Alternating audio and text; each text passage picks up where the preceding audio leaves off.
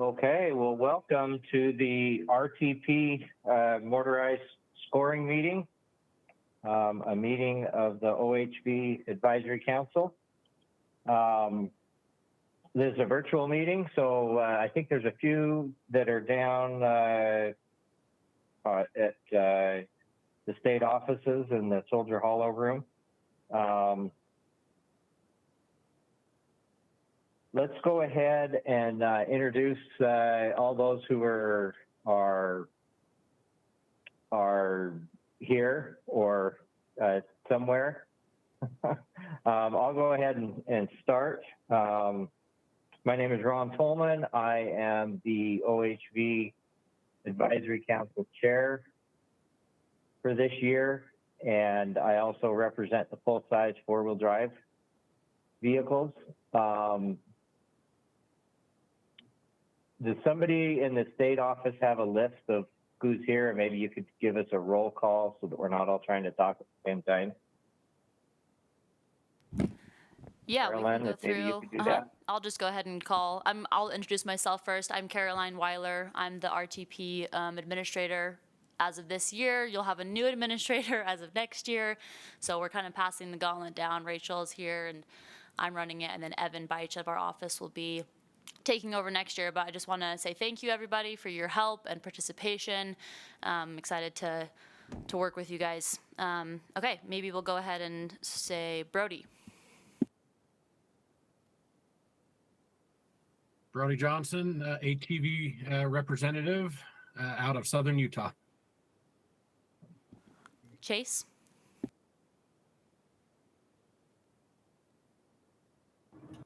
Chase Peely, Off-Highway Vehicle Program Manager, Division of Outdoor Recreation.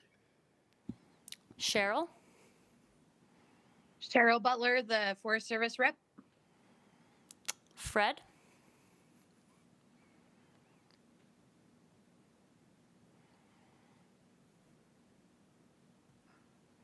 I think you're muted, Fred. Can you unmute for us? Oh, is that better? That's better. Okay. I'm from Annabelle, Utah, and represent OHV safety. Still learning how to push buttons. Awesome. Eric?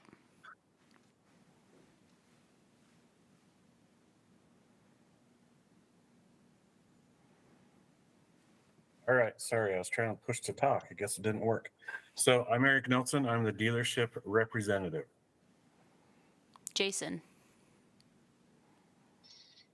Jason Blankenagel, member at large. Jennifer.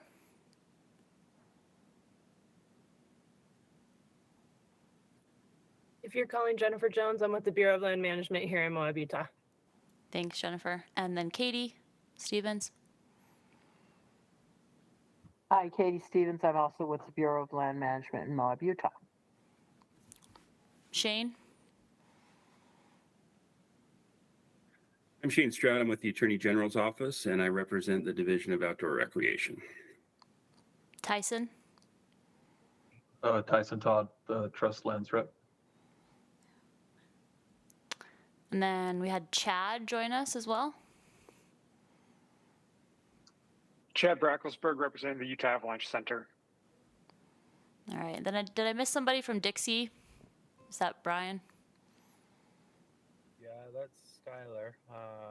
I don't know why, but for some reason it always defaults to that Gmail account when I'm on a Google meeting. But I'm with the Dixie National Forest down in Cedar City. Great. And then Patrick. Everyone. I'm Patrick. I'm the grant program manager here at the Division of Outdoor Recreation. And if I could just take a quick moment, I just wanted to say thank you to all of you. Like, I unfortunately couldn't be there in person in Vernal. I was driving home from a conference from Reno, but was tuned in the whole time. And I'm just so impressed with just how knowledgeable you all are, just watching you talk over these grants. It's just really impressive to watch. So just want to very deliberately say thank you for your volunteer commitment on this committee, and just really appreciate having you all here to award these grants. So thank you. And I just wanted to say, Rachel Toker, Division of Outdoor Recreation. I know I used to oversee this grant, so I'm kind of just here to help if need be. But I also oversee the OHV Recreation Grant. And then looks like Bryan just joined. Bryan, if you want to introduce yourself.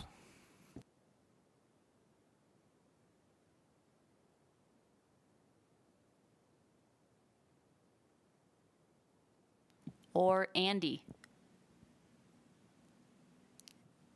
I'll go ahead. Yeah, I'm Andy. I'm an intern with the Division Outdoor Recreation. So. Okay, I think that is everyone, unless I missed anybody, but I think we're good. Sorry, hey, this is All Bryan. right. I heard you, but for some reason, my microphone wasn't able to work. I was just talking and no one was hearing me. But I think I got it fixed. Hopefully, you hear me now, obviously. Yep, we hear you. It's Bryan with the Fishlake Forest.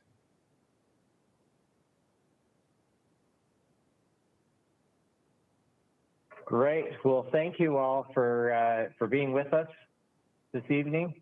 Carolyn, thanks for keeping track of who we got. I'm not very good at figuring out who's on. I can see 9 of you, and not very good at switching the list around. So thank you for that. First item of business is approval of the minutes from the April 21st meeting. Has everybody had a chance to review those minutes? And is there any questions or comments?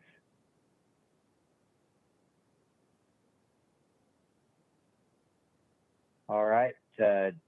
Not having any questions or comments, I would entertain a motion to approve the minutes from the April 21st meeting.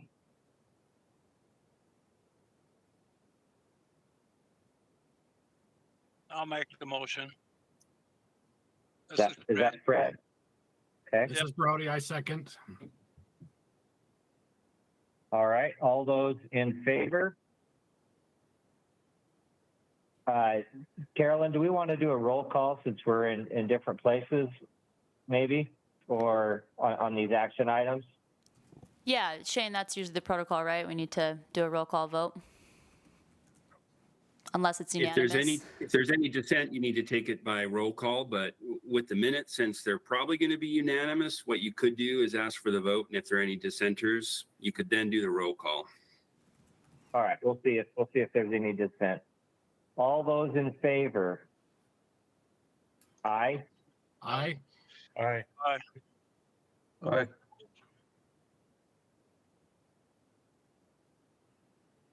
Are there any opposed? Okay, I don't hear any dissent, so the minutes are approved.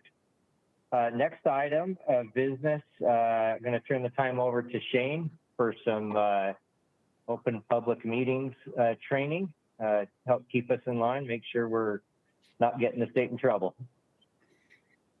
All right, thanks, Ron. And maybe I should just comment on the vote you just took. So part of the Open Public Meetings Act and part of the resolution you passed, I think it's been about 6 months ago, your electronic meetings resolution provides that when you're in an electronic meeting like this is, if there are any dissenting votes, you need to take all those votes by roll call.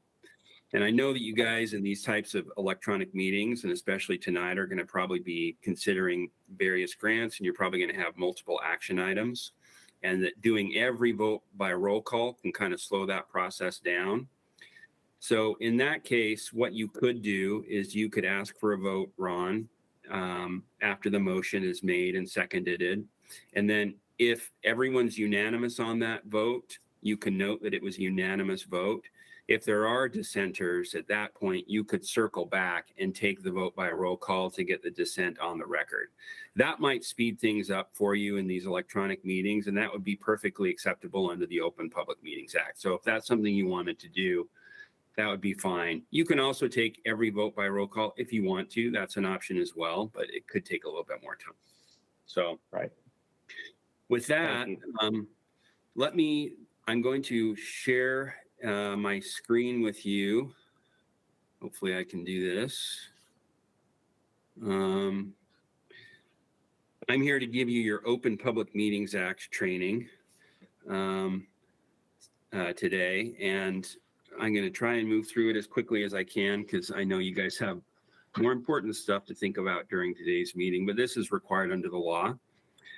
For every board and committee and commission that meets in Utah, you're supposed to have this yearly training. And so this is what I'm going to do for you tonight, is give you that yearly training. I've also included in the chat a link to this training, which you can take online. So for those who aren't able to join tonight, they can take the course at this link. Or if you just can't get enough of the Open Public Meetings Act, you're welcome to take the training online as well. So the Open Public Meetings Act, what is the Open Public Meetings Act? Well, the Open Public Meetings Act is a law, and it applies to meetings of certain state government committees, commissions, and councils, including the OHV Advisory Council. And the purpose of the act is really to make sure that the public's business is done in an open and public forum, and that the state takes those actions openly so the public knows exactly what actions have been undertaken and they have a chance to attend those meetings and see the business that's taking place. Now, the Open Public Meetings Act can be rather complicated, but it generally requires 4 things: proper notice of the meetings, providing the ability for the public to attend the meeting, transacting business during the meeting in an open and transparent manner, and then good record keeping. Now, the great news for the council is that notice and record keeping are really taken care of by Caroline and Rachel, and it sounds like Evan in the future. So you guys don't really have to worry a lot about some of the actual notice and record keeping requirements, because you have the division that is very familiar with this act, and they're making sure you stay in compliance with those. But I'm still going to go over some of those requirements today so that you're familiar with them. So who does the OPMA, the Open and Public Meetings Act, apply to? Well, it applies to meetings. And a meeting is the convening of a public body with a quorum present for workshops or executive sessions, whether it's in person or electronically, for the purpose of discussing and taking action and receiving comments about matters over which the board or commission or committee has authority. Now, that's a fancy way of saying if you guys are meeting with a quorum present, the Open Public Meetings Act probably applies.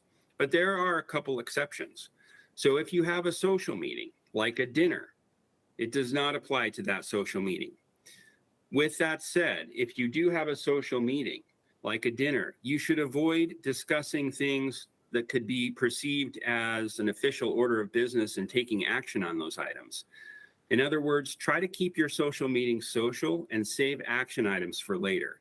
Now, that doesn't mean you can't talk about stuff, that you would regularly talk about that are OHV related. But if you are planning to take action on it at a later meeting, just wait and discuss those action items at a later time. It also doesn't apply to meetings where there is no quorum present. This says 4 or fewer council members. That's actually a carryover from a prior presentation that I gave to another council. That doesn't apply to you. A quorum in your case is just a majority of the members of the council at any given time. So if you have fewer than a majority of your members present, there's no quorum present for purposes of the Open Public Meetings Act.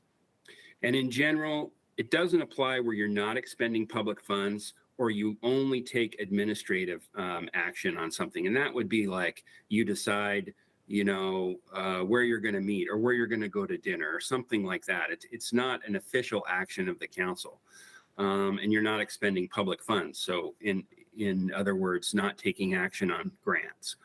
But for purposes of erring on the side of caution, I just consider any meeting other than a social meeting or a gathering where there's less than a quorum present to be a meeting under the act.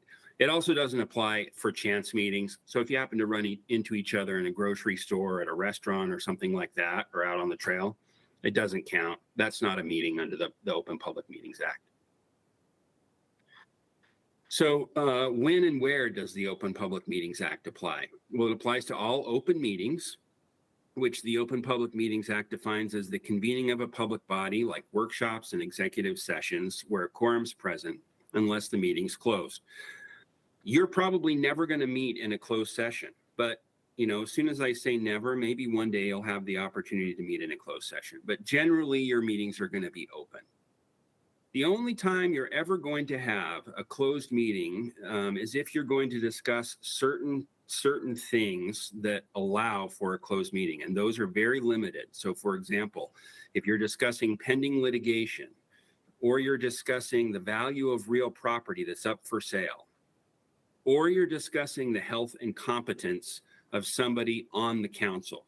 So for example, if somebody had a bad run of health and they were thinking about resigning and they wanted to talk about that in a meeting with other council members, but they didn't want to share some of their health concerns or health information in a more public forum, you could probably close that meeting so that it's shared more privately, then anticipating that if that individual did decide to leave the council at a future date, you might have to acknowledge that in a more public manner. If you do close a meeting, the chair has to decide in advance that that's going to be the case, because you have to have 2/3 of the voting members there, and 2/3 have to, you have to have a quorum present, and 2/3 have to vote to close the meeting.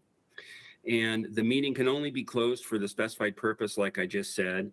The chair has to announce the reason for the closure, say where the closed meeting is going to take place, and the names of those that voted to close the meeting. And then when you go into closed meeting, you have to keep a recording. Can't just be minutes, has to be a recording. You have to state on the recording when and where it was held and the name of those present. There's a lot of different requirements that go into closing a meeting. So if you ever anticipate you need to go into a closed meeting, you need to give notice of that to the division sooner rather than later, so that we can make sure you're set up to do what you need to do to go into a closed meeting and that it's permissible under the law. That's really important, because if you're not permitted to go into a closed meeting under the law and you do, it can have some legal ramifications, including potentially criminal liability. Now, I don't say that to scare you. We can make sure that never happens. It's just making sure we have proper notice of needing to have a closed meeting. Like I said, that's probably not going to come up. The other thing to remember is that things like resolutions, the passing of rules, final signature of contracts, deciding on grants, appointments of certain people to membership, so when people join the council, that all has to take place in an open meeting. That can't take place in a closed meeting. So with that in mind, how should you comply with the Open Public Meetings Act? Well, when doubt about whether or not the council is meeting, consult with the division, and if necessary, they can pull me in. So if you think you might be actually having a meeting and you're not sure, just check with the division and we can decide whether or not you're having a meeting that needs to be noticed up in accordance with the Open Public Meetings Act, or whether it's not a meeting and you don't need to worry about complying with it. You can also consult the code, section 52-4-202, as well as your electronic meetings policy, which you passed, like I said, about 6 months ago. Those will give you some good guidance as to how your meetings and electronic meetings should take place.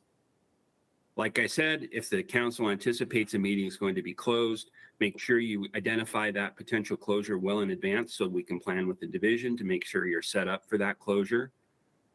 And then make sure you ensure proper notice of meetings. What that means is that, plan ahead if you want to have a meeting. Most of the time you're going to be doing that with the division, but if you have to have an emergency meeting, something comes up, we can do that. We just have to make sure we give proper notice. That's usually 24 hours notice, so that we can get that on the public notice website, notify members of the public, tell people where it's going to be held, etc.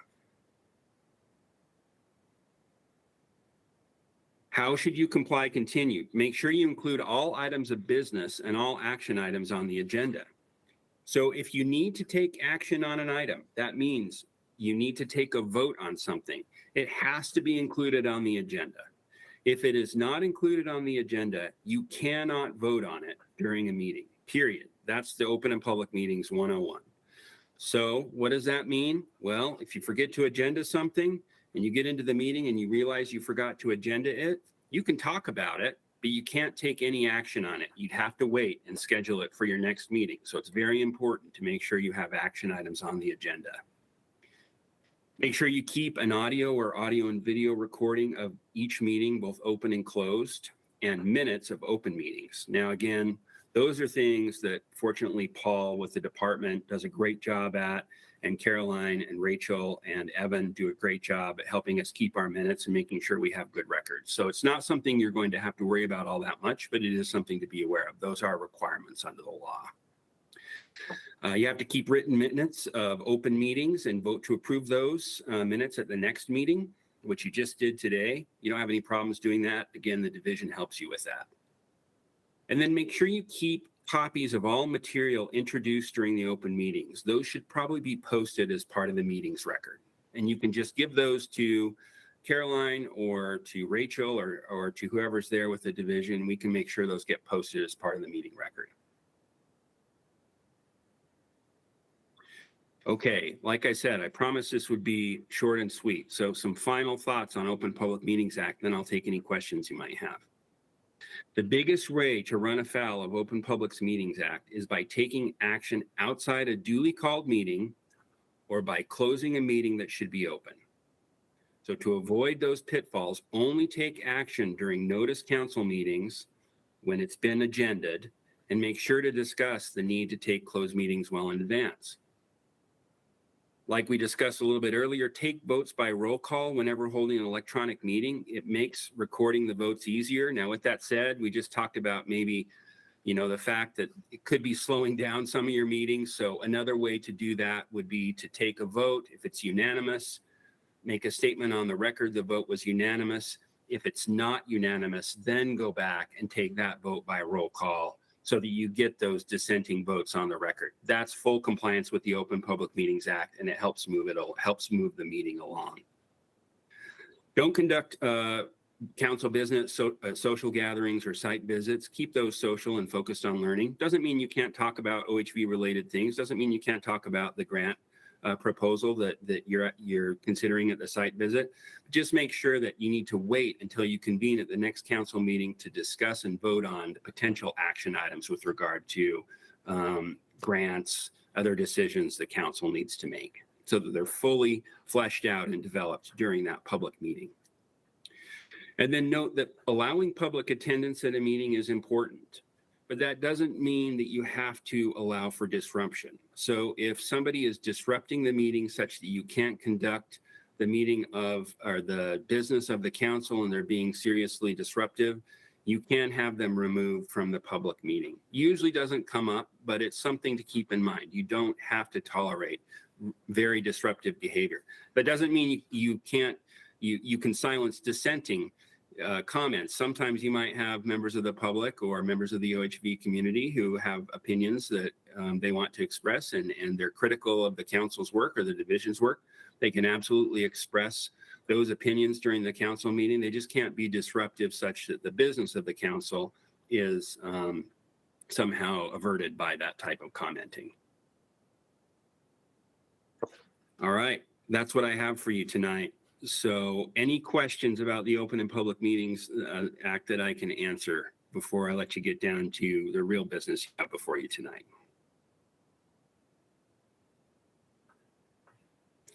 All right. Well, thanks, everybody. Shane, this is Ron. I actually have one question. Sure. And that is with regard to the agenda. It's just the action items that we're required to strictly adhere to. Is that correct? That's correct. So if you plan to take action, for example, the agenda I have before me, if we wanted to do something out of order, that would be okay as long as all the action we take is on the agenda, correct? That's correct. So long as it's on the agenda as an action item, if you consider it you should try to stick to the order if you can, but if you consider it out of order, it's fine so long as it's on the agenda and scheduled as an action item. Thank you. All right. Thank you, Shane. We appreciate our annual training on that. The next item on our agenda is review of the motorized grants, and I actually, Carolyn, I was thinking as I was looking at this, we have public comment after we talk about the grants. What are people's thoughts on perhaps allowing? I know some of the applicants are on this call with us. Perhaps allowing public comments before we discuss the applications instead of after we voted. Does anybody else have a thought on that, or is that just me?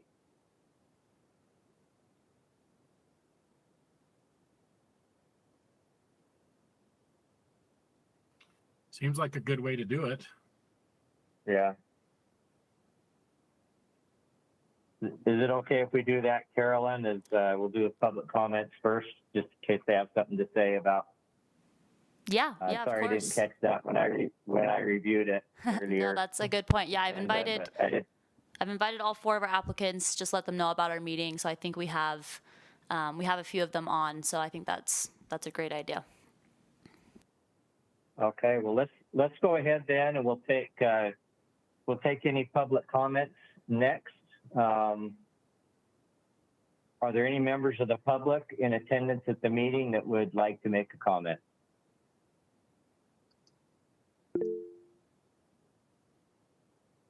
Chad?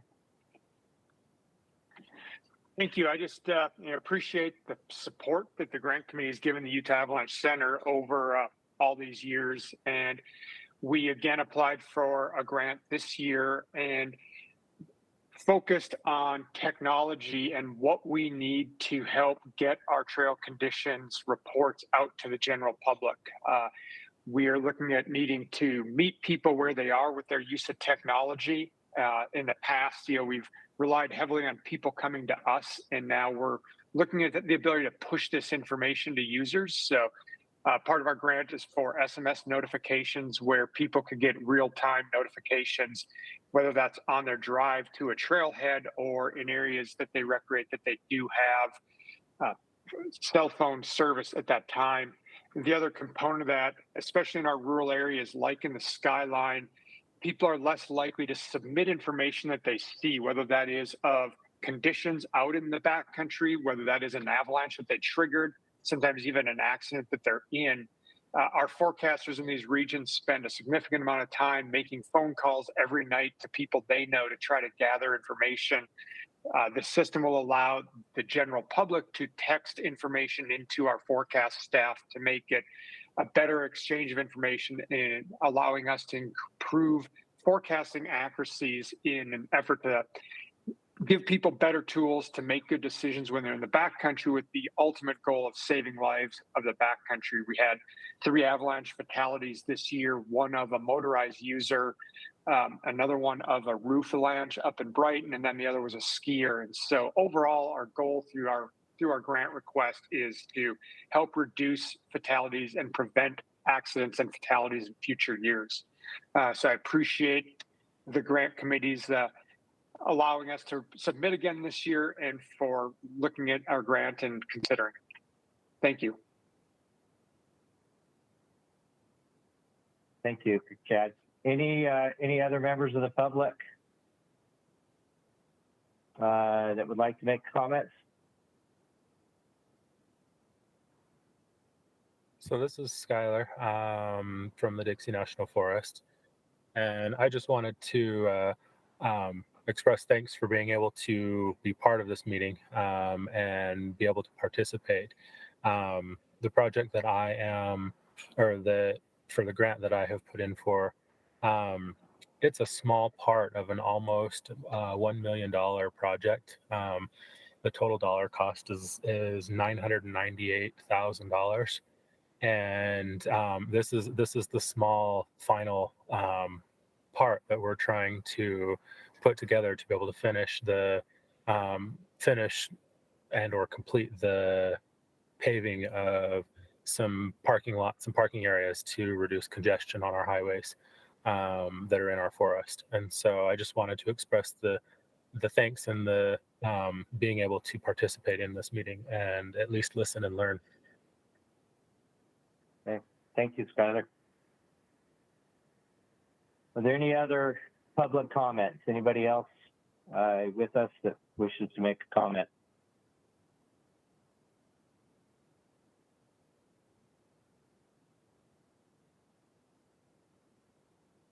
All right, let's go ahead and I was just Go- going to say the sorry, Moab go ahead. Field Office appreciate the whole program. We've worked with the program, the RTB program, for many years, and you've helped us do so many good things. So we appreciate it, and we thank you for inviting us tonight. And is that Katie speaking? Yes, from the Moab Field Office of the BLM. Thank you.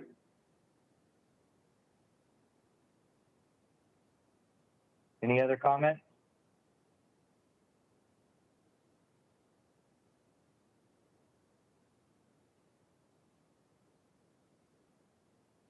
Okay, let's go ahead and begin our review of the grants. I think Bryan Carter was trying to talk. Oh, I'm sorry, Brian. Did I miss a hand? Oh, sorry. Go ahead, Can you Brian. hear me? Yeah, I can hear you. Sorry, I'm having mic issues. This laptop they gave me, I don't think the mic's working on it too well because I keep turning it on and start talking, and it's like I'm just talking to no one. So sorry about it if you can't hear me too well, but I just wanted to express my thanks also to all you guys on the committee for putting in your time to do this and allocate those funds. They're very critical and important to us on the Paiute Trail system and on the Fishlake for our motorized trail program, as well as some of the non-motorized trails that we apply for funding. And without all of you and the work that you do and the funding that we receive through these programs, our programs really would be struggling and most likely wouldn't even exist, some of them. So thank you for all you do. Great. Thank you, Brian.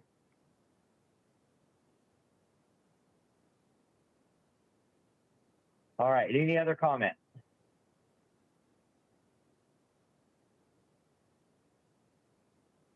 Okay, Carolyn, I'm going to turn it over to you to kind of take us in whatever order you have these grants in.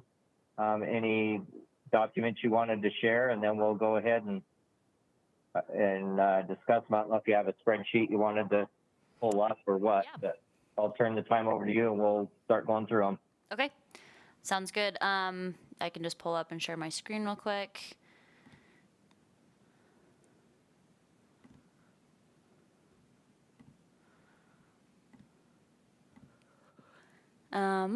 Okay, so this is just the order that I've got them in. And so the first one up is Augmenting Moab's motorized recreation opportunities. So I've got some files here. We can look at the budget, some basic information about each of the grants, a little bit of a map.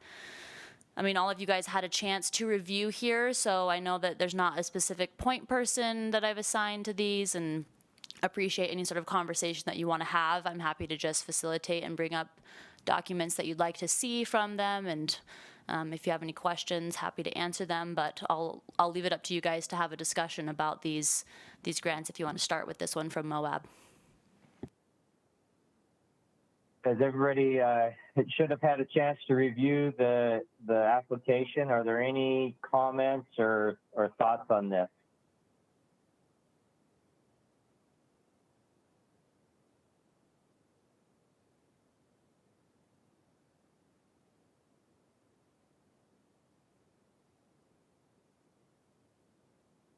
I'll go ahead and make my own comment then. I think it's an excellent project. It's something Moab Field Office has been working on for several years, marking these routes, and every time I go down there, I see more and more of them marked, and the signs are excellent, and I know they've got excellent support from the public. There's two four-wheel drive clubs that have provided support for the grant. application, and I think it's a great one. Anybody have any questions or comments before we go ahead and vote on it?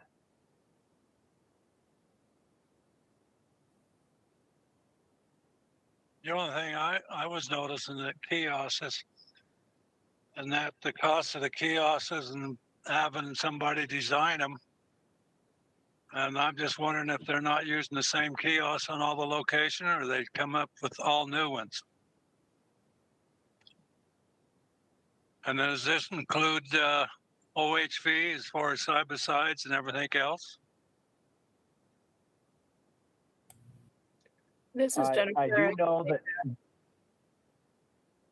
Sorry, go ahead. Jennifer, did you want to make a comment on that? Sure. I was just going to address that. And if you give me a minute, I can find a photo example of these new steel kiosks. They are all consistent and the same, and they have a really interesting sort of desert Moab looking motif up on the top. Again, they are steel with a hinge door. So it's not just the put the signs up to get them stolen type situation. And we're moving towards that throughout the field office. So yes, they are all the same in terms of look and feel, but with the trailhead appropriate information.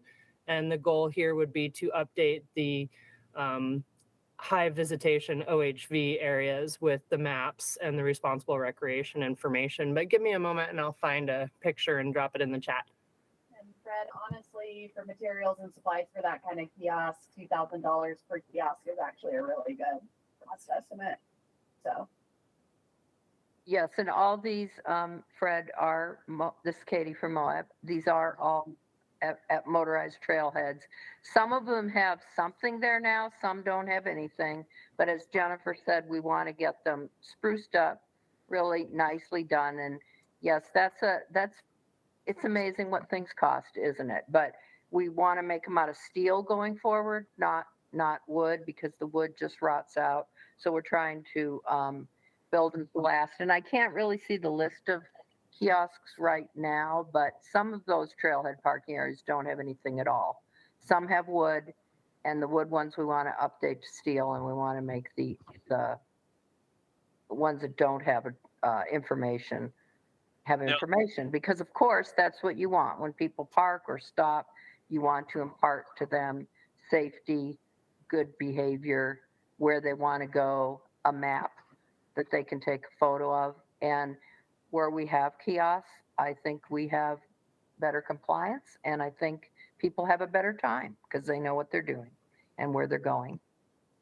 Yeah, I know kiosks are not cheap because we used them. We got into steel in our area, and that was one of my concerns. Is you just going to remodel them, or to put wooden ones up, or what are you going to do? And you're going to put the map and information on them, and you've answered that. So no other questions. All right, any other comment from the council members before we vote?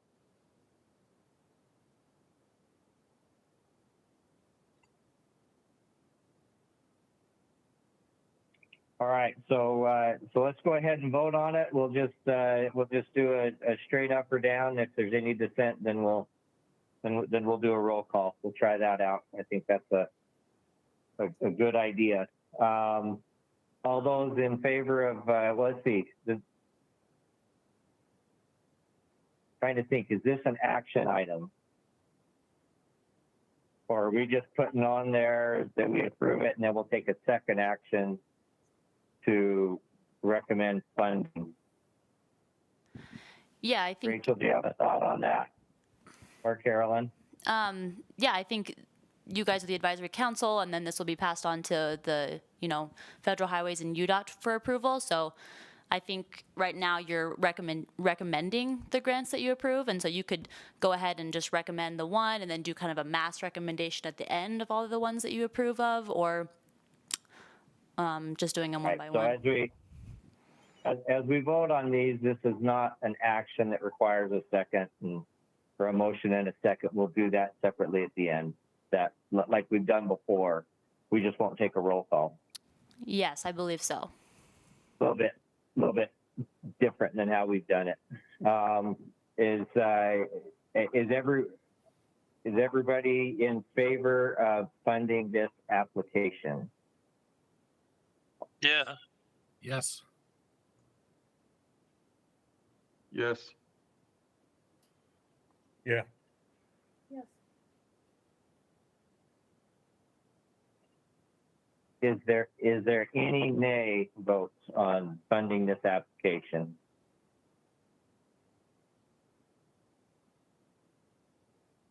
Okay. That sounds unanimous to me. So we'll put a yes next to that, and then we'll take an action later to actually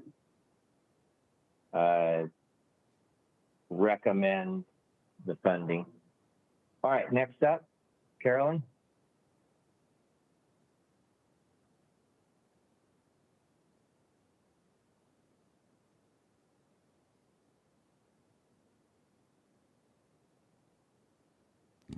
Sorry, I exited out of my screen share there. But next up, we have Cedar Mountain Winter Recreation Trailhead Facilities, a request amount of $50,000.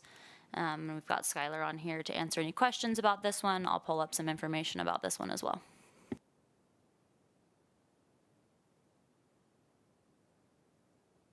All right, does anybody have any questions or comments, thoughts on this one?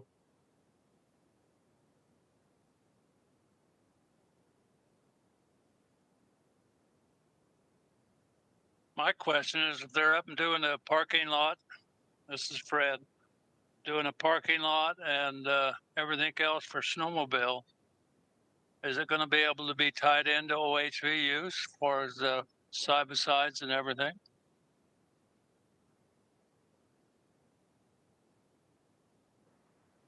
All right, I think my mic is on. So at the moment, it does not tie to our OHV designated trails. It does tie to a couple of roads that are camped on usually in the summertime, and so OHVs are on it, but it's not a designated OHV trail except for in the winter for snowmobiles. Because I mean, if you're just doing it for the winter, I hate to say it, just sit all summer, which I know it won't sit, but. Right, it won't sit. I mean, I can't designate it for OHVs without redoing our motorized travel plan, which we probably will do eventually. But at the moment, this one is specifically snowmobile focused. Okay. That was my concern. Okay. Any other commentary? I'd just say, I think it looks like a great way the RTP funds can come in and to help them finish off this really important trailhead where they've got all the other funds to do the major work. It's good to see stuff like this going in. Very needed.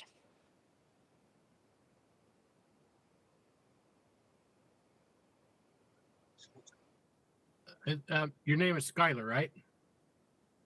This is Brody, Yeah. the ATV representative. Yes, my name is Skyler. Well, when you get ready to do start looking at some other routes, please reach out to me. I'm here in the Iron County area, and we've got some ideas for you. Okay. Yeah. Well, when we get there, we'll definitely keep your name in mind and whatnot. So, thank you. I appreciate it.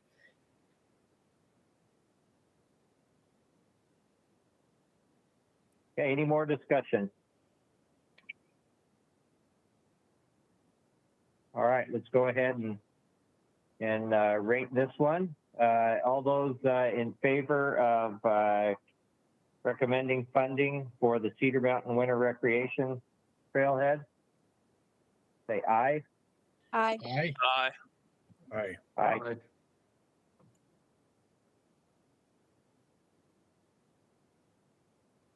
Are there any opposed? Okay, it sounds to me like that was unanimous. Let's go ahead and go on to the next one, Carolyn. Okay, we're going to go ahead with the Trail Conditions Reporting Project from the Utah Avalanche Center with a request amount of $87,890.60.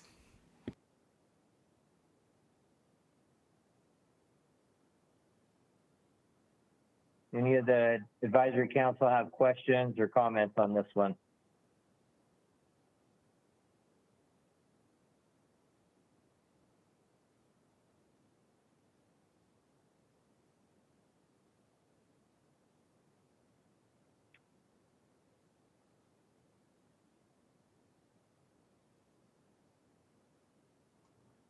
I just feel like Don't hear it's, any. we always get Oh, go good. ahead, Tyson. I just say we always get good applications and, the finance is detailed well. I would feel like the outcome of the funding that they received is positive, and I feel good about continuing that pattern with this one. Thank you. Any other final comments before we rate it?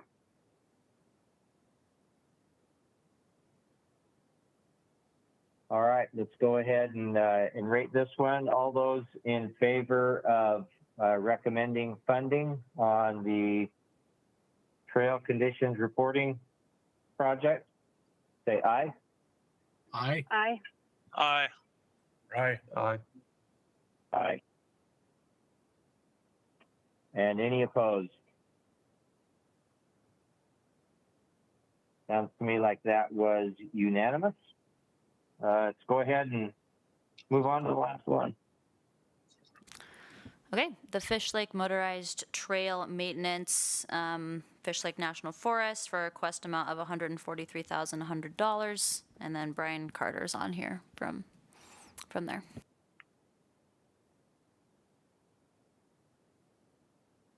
Any comments or questions from the council? This is Brody. All I can say is if you haven't ridden in this area, you need to go do it. It's a wonderful area, well maintained. They do a great job between the Forest Service, the Paiute Trail Committee, and all the different communities. What a wonderful place. Thank you.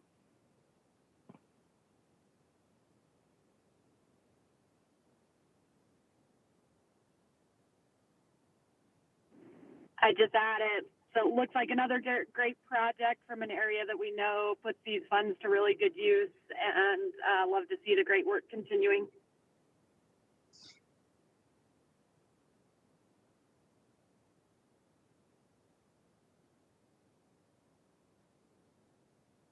All right, any final comments?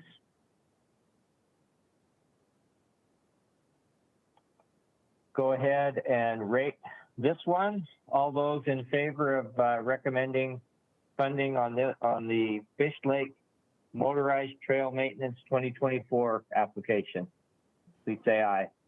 Aye. Aye. Aye. Aye.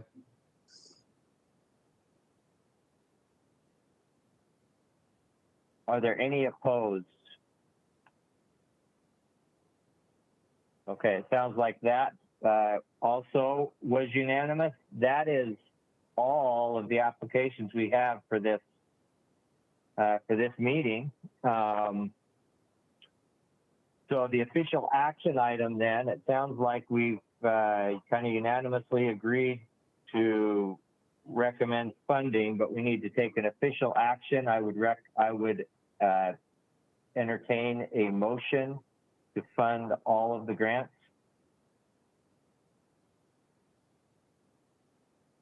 I'll make the motion that we fund the grants as read. This is Brody. I second. All right, all those in favor? Aye. Aye. Aye. Aye. Aye. Are there any opposed? All right, that motion passes unanimously. Our recommendation then is to fund all 4 of these grant applications. I think that's all that's on our agenda. Caroline, do you have any last thoughts or? No, or we like it short and sweet. So Yeah. thanks everyone for taking the time, and tell all of your motorized friends to apply next year because we've got more money to give out. But yeah, no, thanks for doing this, and thanks for taking the time on your Monday night. I'll go ahead and present these to, we have to present them in front of the UDOT Commission, I think in July, and then we'll get them approved around end of summer to send out to the applicants. So it's a kind of a long window that they wait for it, but we'll let them know as soon as all the approval processes are done. But again, just thanks so much for taking the time. You bet. Thank you. Rachel or Chase, do you have any final comments from the division? I just wanted to say that we are currently working on a full sheet of what is an applicable request for the OHV recreation grant. So stay tuned. That will likely show up in your email at some point. So just to get your thoughts on some things, just so that we can kind of show our applicants what's applicable and what's not, and also maybe broaden what we receive in requests. So stay tuned on that, but that's all from me. Can everyone hear me okay? Yeah. So thank you, everyone. I know this is a lot of your time, and luckily this one is short and sweet. Not the 10 to 12 hour one like the over grant. Big thing coming from the OHV program is as we move forward with the next grant cycle, we'll have the bylaws approved, and well, actually not approved, ready for approval for you. So I didn't have it ready for this time. Be ready by the next grant cycle in August, correct, Rachel? And as we move forward, we have a significant amount of the over grants, which is awesome. But I would like to see a little bit more of the RTP motorized, like Caroline was saying. And I think that's a lot of our work that we're all doing, not only from the program, but everyone out there on the council, making recommendations to people. I just try to sell as much as I can so that we can utilize these funds in the best manner that we can. So that's probably my next project to help facilitate that. Yes, Brody. Hey, I have a question totally not related to what you're just saying. I've had a couple of people ask me about when they've gone to get their registration done for their ATVs and their side-by-sides. Are they supposed to show that they passed the test when they get their license, their new little license plate? No, the statute states that it'll be before they operate. The only before they purchase is the non-resident user permit, and that's just online. They'll verify that they took the course before they purchase that. Are you referring to the in-state, Brody? No, I'm referring to motor vehicle division when you go get your plate. We've had a couple of people go over, show them that they passed the test, and the motor vehicle officers are like, "We don't care." So yeah, they don't care because it's before they operate. That's how the statute reads for the OHV course. So good to know that. That's the probably only why question they said that. So, which brings me to my next thing. We just barely reached over 150,000 courses taken, and we're just seeing great compliance out there. We are seeing a little bit of negativity, as with anything new, but the resounding effects is we're seeing some good positive changes so far. And with 150,000 in just a few months, that's great to see on our side. Next, we're going to tackle the youth program, and that'll start in July. And I'll probably be reaching out to many of you for advice, especially Fred Christensen, our education specialist. And we should have our education specialist hired for recreation that'll handle boating and off-highway vehicles and some other programs by mid-July, hopefully, on that. So that'll be our next big program that we're going to be taking on. And right now we're just in the middle of building those trail crews. So Mike's busy with that, and we're excited to get those out there. We have Moab, Richfield area, and St. George area.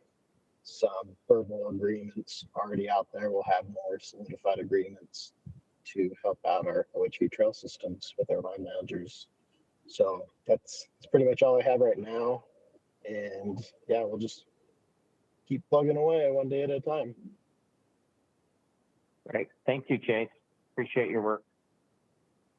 All right. I think we're done. I would entertain a motion to adjourn the meeting.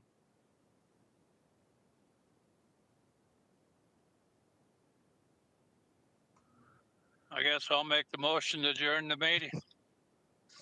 Good. Thank you. This is Brody. I second it. All right. Well, let's go ahead and do it. Thank you all for your time again, and we'll meet again soon. Good. Thanks, everybody. Bye. Hey, Chase, while you're on there, I need to talk with you when you get a chance.